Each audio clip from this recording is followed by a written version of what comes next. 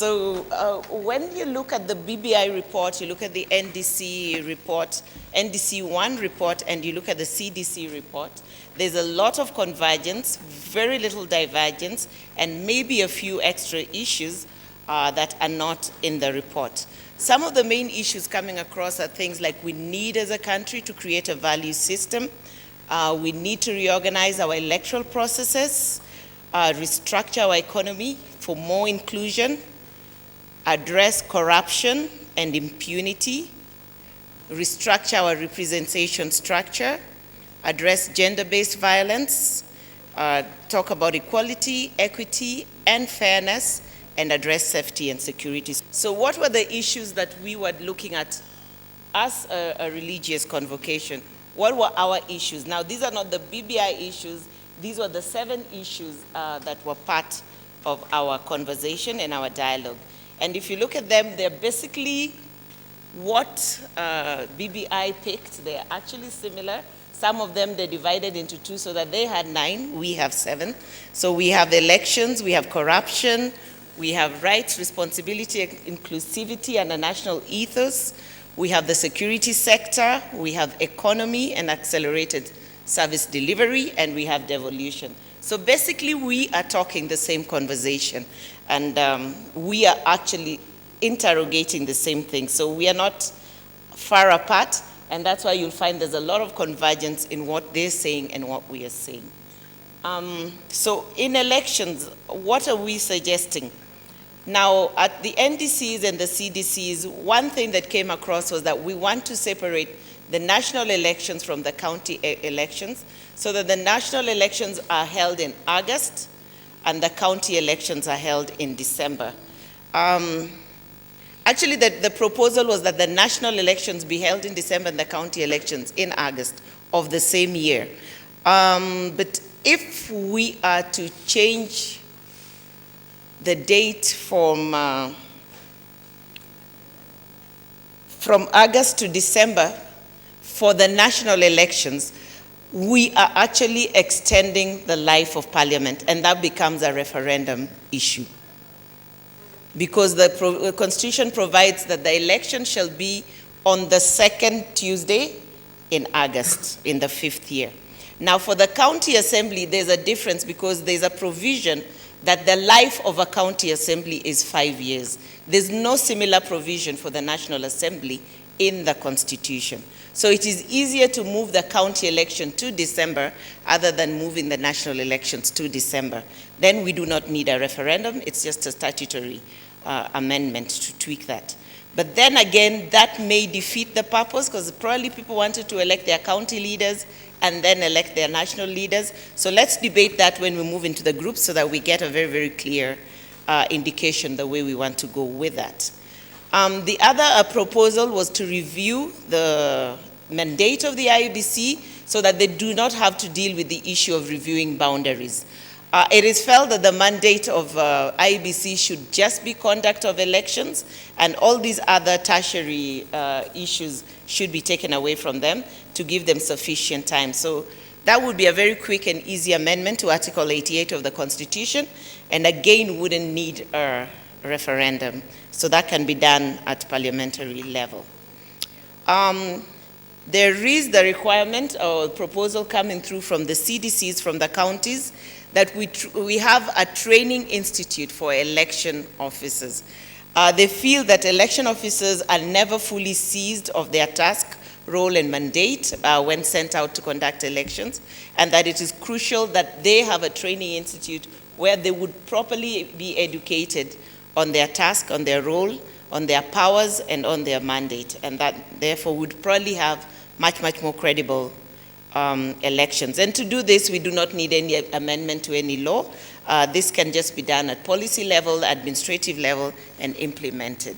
And in fact, they do not need a specific training institute. They can partner with any of our universities or colleges to deliver on this. So this is a very, very quick win if it was to be taken up. Prosecute and hold personally liable election officers who intentionally mess up the elections. This is coming up right from the BBI, the NDCs and the CDCs. Everybody thinks elections officers who bungle elections should be held personally liable.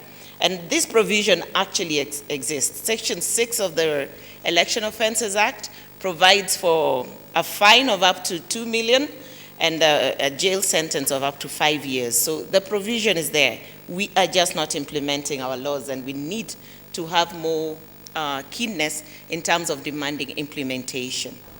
The other thing that came from the CDCs and the NDC and did not feature in the BBI report is auditing and cleaning up of the voters register every second year after elections. Currently, the provision is that 6 months to an election, IEBC should clean the register.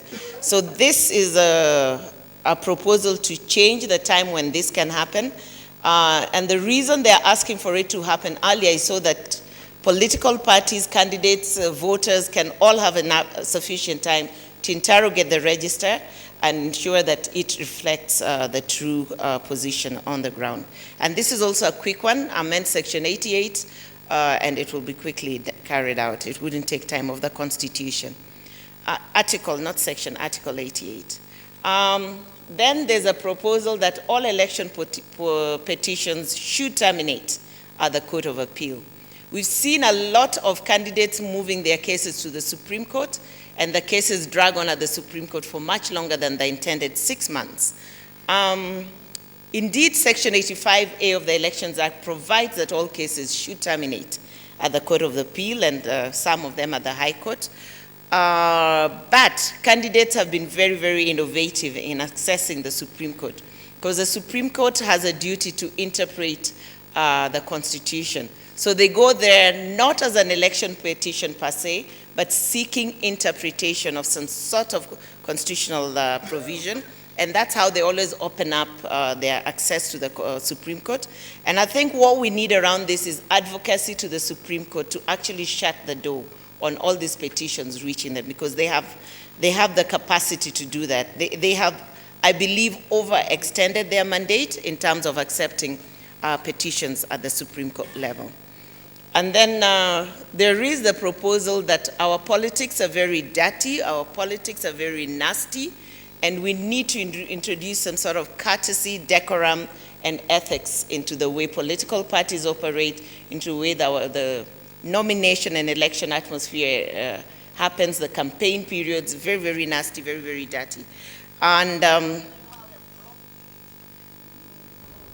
people are suggesting we need to do something more to empower the office of the Registrar of Political Parties so that she has power over these political parties.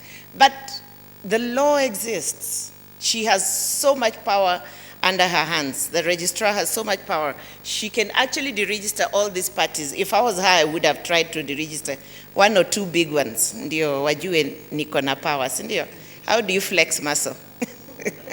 But probably we need more advocacy around this issue for those who are engaged in advocacy, so that we actually give her the wings to fly with her the provisions of the law that she has. So I think that's something that exists. We need to deal with the impunity and non-compliance. But the law exists in all types and forms for political parties. The other provision is to change how IEBC commissioners are appointed. There was a suggestion to adopt the IPPG model that was used in 2002. There was also a suggestion that political party leaders of parliamentary political parties sit alone and appoint these commissioners by consensus. And then there is also the view that we stick with what we have, where we have a group of religious leaders and other civil society actors coming in to sit in a committee that is formed, especially a panel that is formed to select commissioners with a very, very objective view. This is an area I want you to really, really debate as you break out into groups so that we have some sort of consensus going forward. I'm not sure we want political or capture for IEBC. And again, we do not want also politicians to feel left out. So what is the win-win in terms of getting a good IEBC going forward? The other suggestion that came from the CDCs and NDC was the development of a conflict of interest law, which deals with conflict issues very, very broadly and very, very decisively. The model being floated is the Canadian model, where if you have any linkages with anything, you either give up that asset or that interest, or you give up the position. And you must make disclosure, and disclosure is made public to the people so that we know what your interests and assets are at the time you're being appointed. And also it measures your wealth, how you increase your wealth over the time you're in office, and where it doesn't tie up with your income, and then you need to be investigated. So it makes broad representations around that, and the conflict issue doesn't just touch you, it touches your family and your relatives and your partners in business and former partners. One of the proposals coming across specifically from the public was that lawyers should not be allowed to represent people in court once they're elected to parliament. That's an interesting one, and yes, in Canada it works. And it doesn't just work for lawyers in Canada, it works for all professions. If you're an engineer, you cannot do engineering works because you might sit in conflict over a contract of roads or where something about the roads is coming up. So it works for all professions, but here it is being suggested for lawyers only. Maybe the best way to go around it is to make it broad for all professions so that lawyers do not claim they're being targeted as a